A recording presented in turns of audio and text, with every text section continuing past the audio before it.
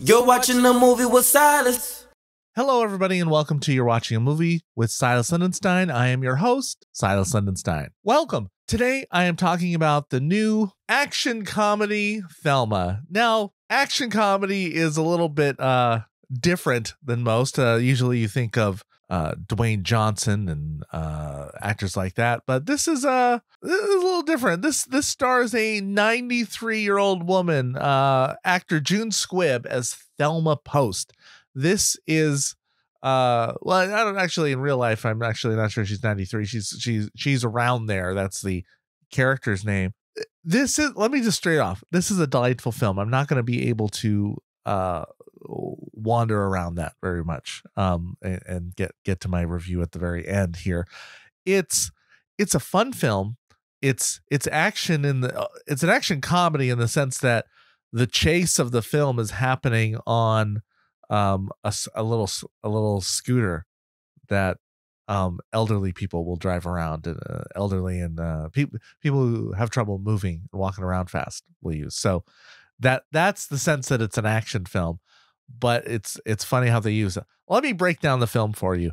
This is a PG-13 film, comedy, action, 1 hour, 37 minutes, written and directed by Josh Margolin, who I got to hear talk about this after. I saw this opening night of SIFF, the Seattle International Film Festival. This was the opening night film, and the cast, some of the cast and the director were there, and got to hear from them. And it's a kind of inspired by his real life grandmother. It stars June Squibb as Thelma Post, as I said. Fred Etchinger as Danny, the grandson. This hit me a little bit. Richard Roundtree, who passed away last year. This is actually his final film that you'll ever get to see him in. Richard Roundtree, if you look him up, if you don't know him, you've seen him forever. I believe he was the original Shaft. He's a great part as a friend to June in this, and goes on the adventure with her. Also as Parker Posey and Clark Gregg, Malcolm McDowell and Nicole Byer and Coral Pena. In the words of the film, Thelma Post is a 93-year-old grandmother who loses $10,000 to a con artist on the phone. With the help of a friend and his motorized scooter, she soon embarks on a treacherous journey across Los Angeles to reclaim what was taken from her. So it's a modern movie with a modern feel. It's about, scams that people get and the abuse on elderly to scare them and make them give up their money because they maybe don't know better. They're not thinking straight.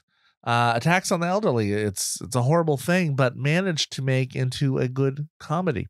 So this journey, it's kind of you get to know June early on. Thelma early on in the film, and what's going on with her, how her relationship with her grandson and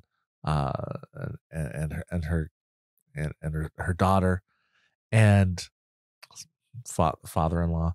It's son-in-law.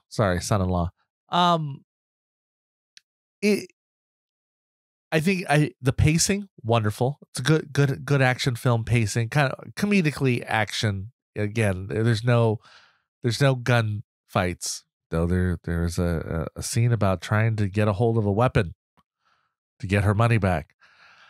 The writing, the comedy is just on point. It's great. It's a great family movie.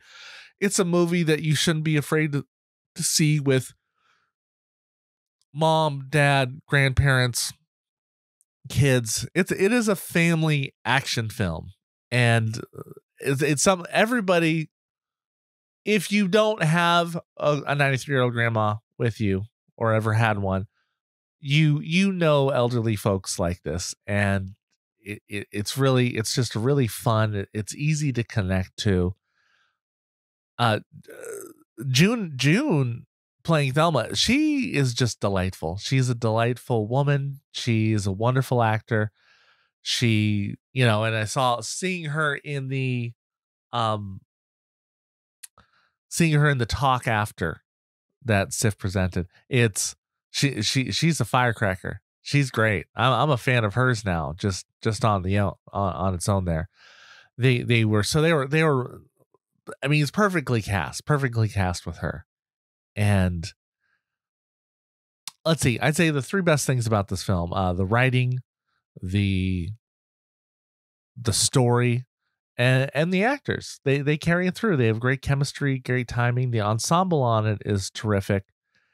I think it was an excellent choice for the Seattle International Film Festival here in Seattle. If you're familiar with that at all, this digresses a little from the review, but they've been opening a lot with very heavy dramas, and this was a comedy for the first time in a long time, maybe ever, who knows, that they haven't had a comedy to start off the festival, and it made a great night for that. They have food trucks, and it's networking opportunities if you're involved in movies in any side, from criticism to actors, directors. I saw a director there who may be leaning toward me for a part, so that was exciting. But it's such a it's like refreshing. There's so many serious films that play at these festivals that seeing something like this was nice and delightful. I got a spring in your step for the rest of the night. I was by myself. I didn't get a guest. It was just a press only pass. So it was nice being in a great mood after the film. Does the film have? I mean, yeah, there's some underlying messages about don't abuse the elderly, right? It's don't underestimate. I'd say if there's a lesson in the film, it's certainly don't underestimate the elderly just because they are elderly. It's respect your elders. It's we are often, the only limitations we have are the ones that we self-impose or we impose on others. People can still be capable just because their capacities may be diminished a little, right?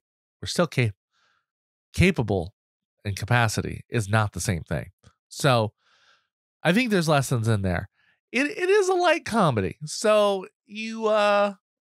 will you understand a greater connection to humanity from the film? I'm not sure. I think it might make you appreciate getting older a little bit. All the people in here were pretty fun and pretty good shape.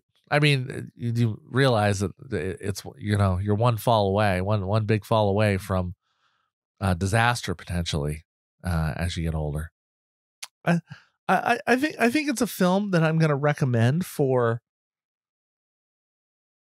families. One of those safe entertainment. There's nothing per se wrong about it. It doesn't. I'm not sure it's in my upper echelon of films. What they did with it, it does have a little bit of a sense of an indie film still, so it feels a little bit independent, definitely a higher budget indie film, but and it's not one that everyone's gonna want to see. But I certainly liked it more than a Medea. People pretending to be elderly actually use someone of that age and actually be funny all the time. It's not a film that will harness any sequels. There will not be a whole series of these films, and that is fine. This is what it is. A good, light film that you can enjoy. I will say, in my love it, like it, or lose it rating system, I'm going to give it a like it. I enjoyed it. I don't love it. It's not going to be a favorite film. I might even forget about it for a little bit. And then you're going to show me the trailer. I'm like, oh yeah, that was super fun. That was super fun. Like all comedies, it has a couple moments that are like, well, I'm not sure quite that's that's quite believable, but it's nothing more than you would expect. People in comedies make bad decisions. Things should be able to be solved a little quicker if the people weren't, you could say, dumb, right? A little bit. It's about in comedies, you tend to, people overlook some easy solutions, you might say. So it does have that in a couple ways. I don't quite get how far things were when she was searching for where she needed to go to track down these people. The distance, I don't know that I totally would buy that you can't catch up with these people and find them on just a scooter. I know Los Angeles a little bit, not terrific. I'm not an expert. I couldn't drive an Uber there, right? But I think I would have caught up with them and figured out on the scooter where they were.